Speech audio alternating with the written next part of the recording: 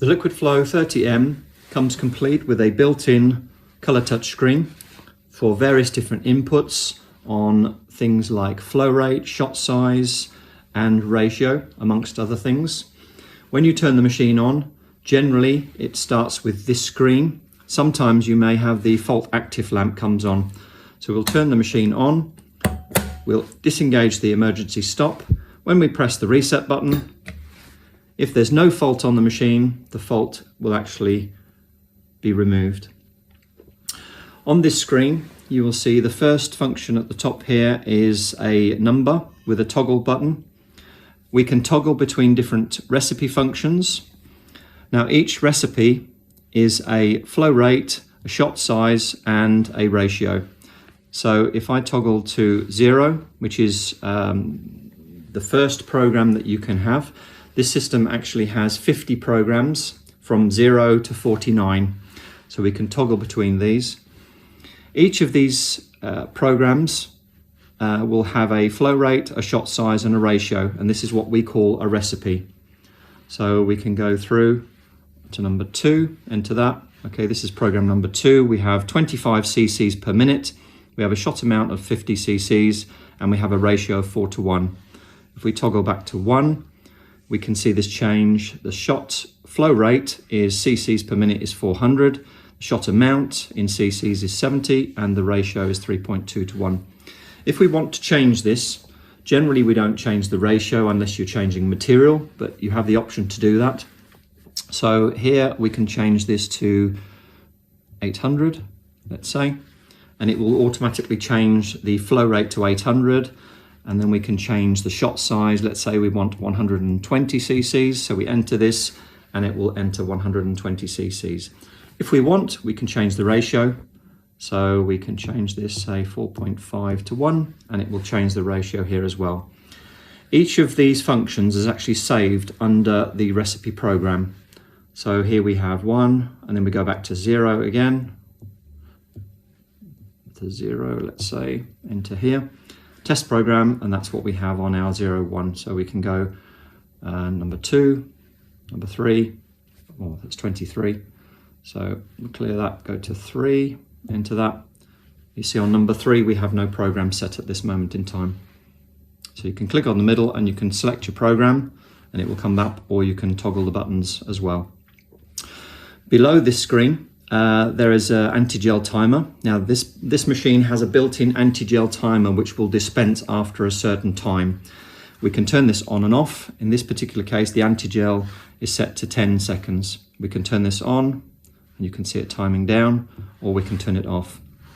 Below this we have the heating zones, and on this machine we have up to 4 heating zones that we can enable or disable on a different screen. On the right hand side here we have the agitation. In this particular case we've enabled part A agitation because we only have agitation on the part A side. If you enable part B agitation, it will show beneath here as well. And we can turn the agitation on and we can turn it off. Also on this screen we have operator control function at the top here. If we touch this button it changes to timed shot. So when we have a timed shot it will work in the recipe function. So every time you pull the trigger or push the foot pedal it will deliver a metered timed shot. If we touch this button we can change it back to operator control, and the system is then under operator function. So when you pull the trigger, it dispenses, you release the trigger, it stops. If you want to see the different recipes that you've loaded, you can actually have this recipe by list. So it will actually show the different recipes here.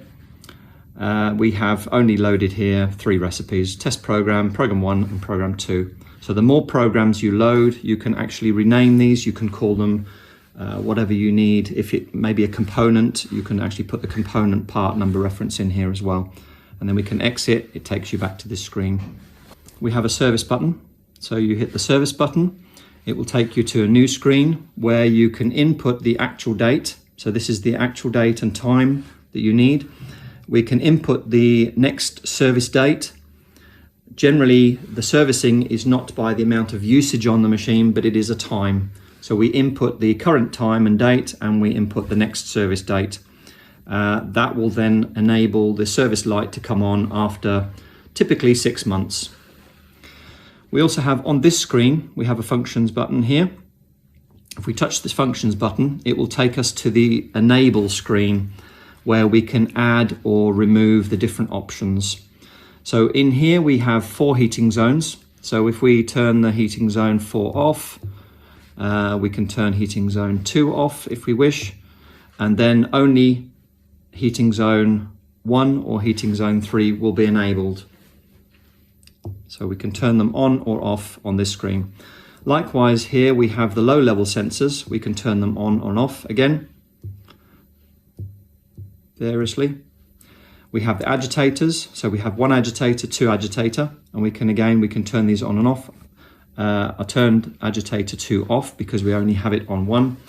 We have the automatic stop on the low level. So when it stops, you can have this on this screen. So when it hits the low level, it will stop, or you can have it so that it doesn't stop. And then in the last toggles here, we have, if we have transfers, we can add a transfer pump system to transfer material 1 or 2. So these are the different toggle screens that we can enable to go back to what options we need.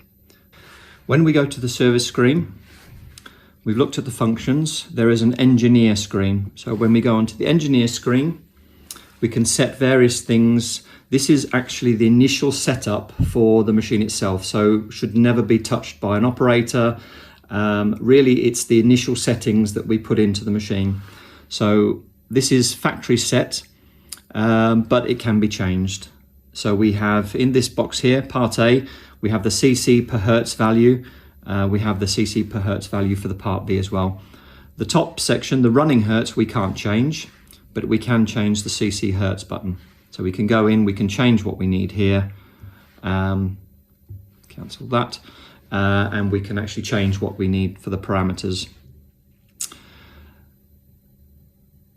We can also, on here, we can actually isolate the part A, B, part A pump or the part B pump. So if we turn that on, basically what we've done is isolated the part A pump. So only the part B pump will be running, and we can do vice versa. We can disable both pumps, or we can just disable one pump, or we can have both pumps running. When we move to the setup button, we click the setup button, and you then have various different functions here as well. You'll see on the top right left hand side here we have the heating, which enables us to turn on the heating if we want, or turn it off. In this particular case, we can change the different heating zones as well. So let's say, for instance, on heating zone 1, we only want that to be 30 degrees. It will change it to 30.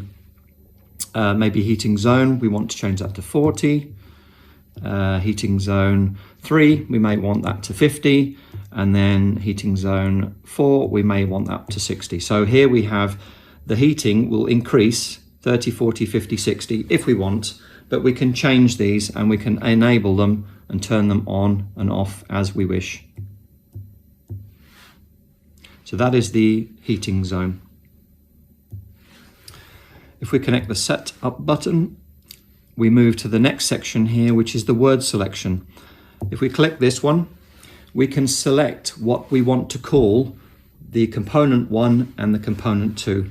So if we select in this box, we can select base on there if we want to, and in here we can select hardener. So now we have base and hardener. When we exit this, we can actually see here it's actually showing base. You'll notice on here it changes as well. So we have base and we have hardener. So if we wanted to change that again, we can change this. Let's just move that down to, you could go thick, and down here we might want to go thin. We exit this again, and you'll notice it changes thick and thin. And again, it's just saying the thick, which is the part A in this case, is actually with the agitator on. So we can rename whatever we need for the part A and part B. A lot of people will simply just have this as part A and part B. So if we move it up to part A, and we can move this one up to part B. That is the default that we would normally use, and then as you can see, it resets back to part A and part B. So it's just a nice function on the machine to be able to rename it. We could have white and black, we can have amber, we can have clear. There are a number of different words that we can use just by selecting. If we again go to the setup button here and we select the engineer, you'll see on the top here we go to auxiliary. Now auxiliary, when we click that, it takes us to the agitation screen. We have part A, we're not showing part B here because we've not enabled part B, but you can select how long you want the part A motor to run for and how long you want to turn it off for. So you can be on, off, and you can enable that as well. So it's on and then off. So this is a timer function on the agitator so that the agitator is not running all of the time. It will be on and then off and on and off, just to save the life of the motor. If we go to the setup screen again and we hit the engineer button, we've done the auxiliary. Let's go to the setup here, which will take us to this screen. This is where we set the anti-gel timer. Now the anti-gel timer, we can put an amount for the anti-gel and we can set this. Let's say we want that to be 50 cc's. We want the timeout to be 30 seconds. So let's say, for instance, our material is gelling in 2 minutes. So maybe we want that to be 50 seconds. So we'll go to 50 seconds, enter that. It will time out in 50 seconds and then it will dispense 50 cc's. The buzzer, we can enable the buzzer to alarm after a certain period of time. So after your 50 seconds, the buzzer will sound for 2 seconds and then it will mute. When you mute the button, it will mute for in this case, 300 seconds. We can do manual purge, so we can touch that and it will manual dispense, and we can turn the low level stop off and on this screen.